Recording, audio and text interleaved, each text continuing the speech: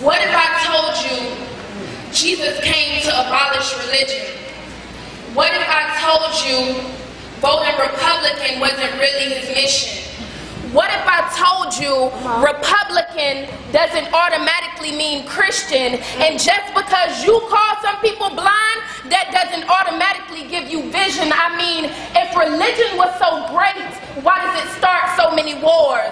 Why does it build huge churches but fails to feed the poor? Why does it tell single moms that God doesn't love them if they've ever had a divorce? But back in the Old Testament, God actually referred to religious people as whores. You see, religion might preach grace, but another thing they practice, they tend to ridicule God's people. They did it to John the Baptist. They can't fix their own problems, so they just mask it, not realizing the practicing of religion is like spraying perfume over a closed casket. You see, the problem with religion is it never gets to the core. It's just behavior modification, like a long list of chores. Like, let's fix up the outside, make it look nice and neat. But if you can recall, this is the same thing they used to do to mummies while the corpse rotted underneath. You see, I'm not judging. I'm just saying, quit putting on a fake look, because it's a problem if people only know you're a Christian by your Facebook. I mean, in every other aspect of life, you know that logic's unworthy. It's like saying you play for the Lakers just because you bought the jersey. You see, this used to be me too, but no one seemed to be on to me. Acting like a church kid while addicted to pornography. You see, I go to church on Sundays, but Saturdays get faded. Acting as if I was only created. Come on. Yes.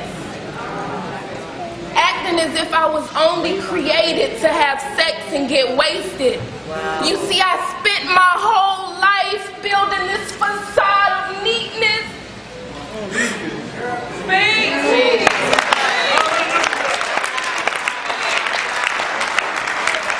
I spent my whole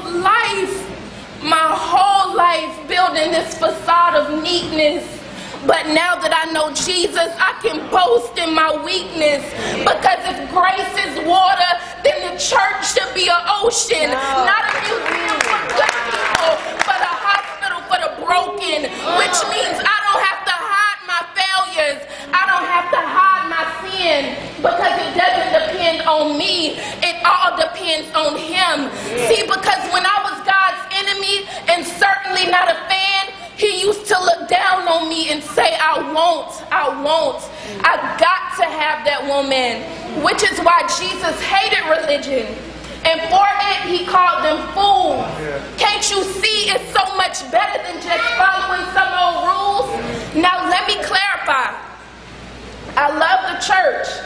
I love the Bible. And yes, I believe in sin. But if Jesus came to our church, would we actually let Him in? See, remember, He was called a glutton and a drunkard by religious men. But the Son of Man never supports self-righteousness, not now and never then. See, back to the point, one thing is vital to mention, how Jesus and religion are on opposite spectrums. See, one's the work of God, but the other's a man-made invention. See, one's the cure, but the other's the infection. See, while Jesus says do, religion says done. See, while religion says do, Jesus says done. Religion says slave, Jesus says son. Religion puts you in bondage, but Jesus sets you free. Religion makes you blind, but Jesus makes you see. And this is why Jesus and religion are two different clans. Religion is man searching for God, but Christianity is God searching for man. Which is why salvation is freely mine and forgiveness is my own. Not based on my merits, but Jesus' obedience alone. See, because He took the crown of thorns and the blood dripped down His face. He took what we all deserved, and I guess that's why you call it grace. And while being murdered, He yelled, Father, forgive them,